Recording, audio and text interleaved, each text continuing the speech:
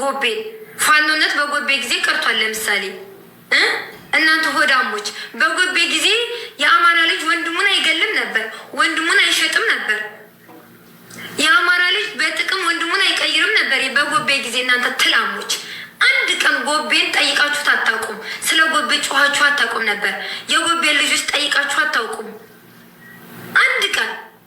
እናንተ ቅንቅናሞች ማለት ነው። ጀዋናም የለማይ ልጅ ሁላ ደግሞ አሁን የመጣችሁት ጥቅም አላችሁ ልታራግፉ እንጂ ልትታገሉ ነው እንዴ?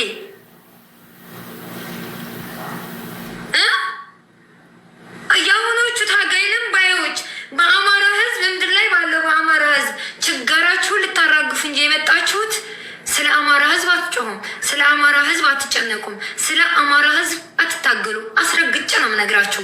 የበዛን ታይም ጎጠኝነት የለ፣ ገለመለ የለ፣ ምን የለ። ሸዋ አይታወቅ፣ ጎጃሙ አይታወቅ፣ ወሎ አይታወቅ፣ ጎንደር አይታወቅ። የዛኔ አንድ አማራ ነበር የሚባለው። እናንተ ግማታሞች አንዲት ወለየ ተነስታ ጎንደርን ከተሳደበች ከጎንደሬዎች ቀድመው ወለዮች ነበር መልስ የሚሰጧት። እናንተ ጎጠኞች ንፍጣሙላ የሆኖች እኮ ግማታሞች ናችሁ። ግማታሞች ጥንባታሙላ። አንድ እኔ ደጉቺ መጥቼ አላለቅስላችሁም። አፈር ድቼ ነው የማበላችሁ። እናንተ ጥንባታሞች አፈር ድቼ። ትግልም ቢሆን በእኛ ጊዜ ቀርቷል። እናንተ ጥንባታሞች ድሮ በእኛ ጊዜ ጊፍት መለመን የለ፣ ገለመለ የለ። የሆነ ነገር ሲፈጠር ዩቱብ ላይ ድምፅ እንሆናለን፣ ቲክቶክ ላይ እንትን ቲዩተርን ራሱ በአንድ እግሩ አልነበር እንደ የምናቆመው። የአረብ ሀገር ሴቶች ብቻ እንኳ ራሱ ከሱለይማን አብደላ ጋር እየሄደን የሱለይማን አብደላ ተከታይ ያልነበረች አለ የዛሬ 6 ዓመት 7 ዓመት ላይ ጥንባታሙላ። መቼ እንደመጣችሁ እንኳ የማትታወቁ ግማታሞች። ፌስቡክ ላይ ያለው አለውን ጆከር እርግጠኛ ነኝ አይኖርም። እመኑ።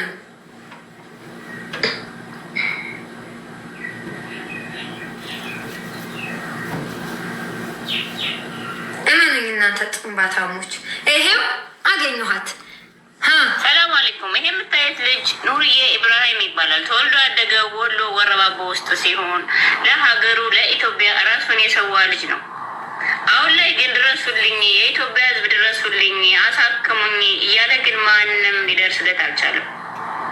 ጥይት በጥይት ተመቶ ጥይት ያለው ውስጡ ነው። ሌላ ጥይት አልወጣለትም። እሱን ለማስወጣት ደግሞ 300 ሺህ ሪያል ያስፈልግሃል፣ ብር ሶሪ ያስፈልግሃል ተብሎ እስካሁን ድረስ አልወጣለትም። እናት የሱን ጥይት መመታት ስታይ እንዳለች ሞተች። አላህ ይርሐማት። እና ባካችሁ በተቻላችሁ አቅም እያዋጣን ሁላችንም ይሄ ልጅ ማትረፍ አለብን።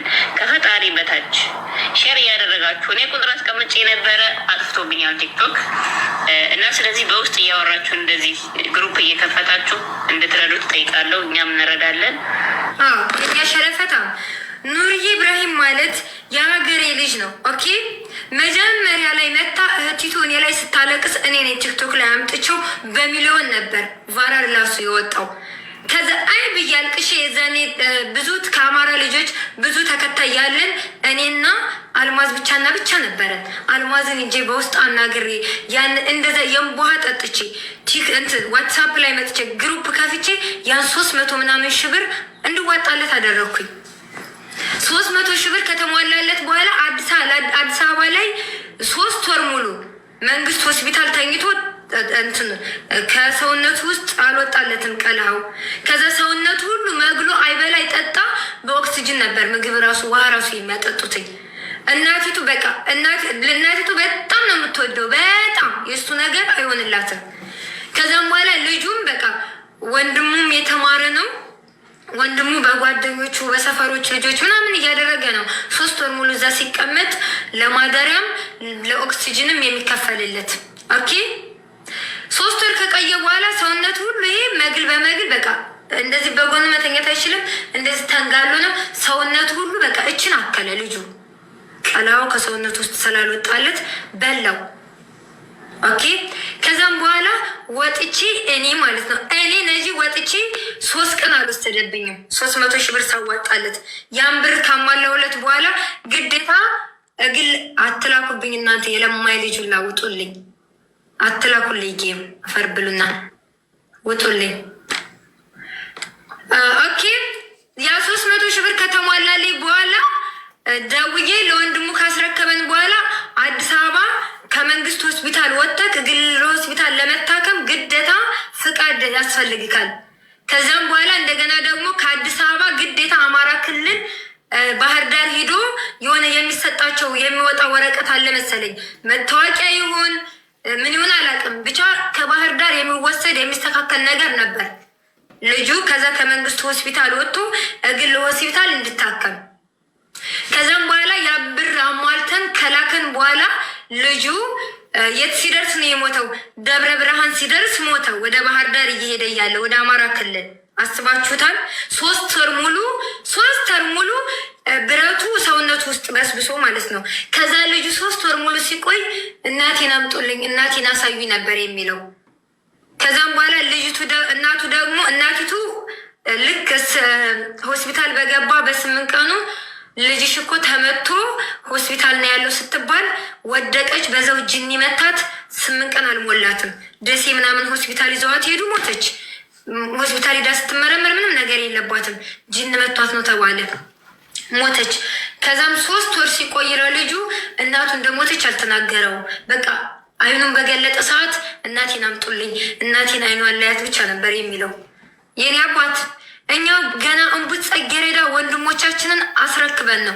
ተረት አይደለም። እናታችሁ ትበዳ።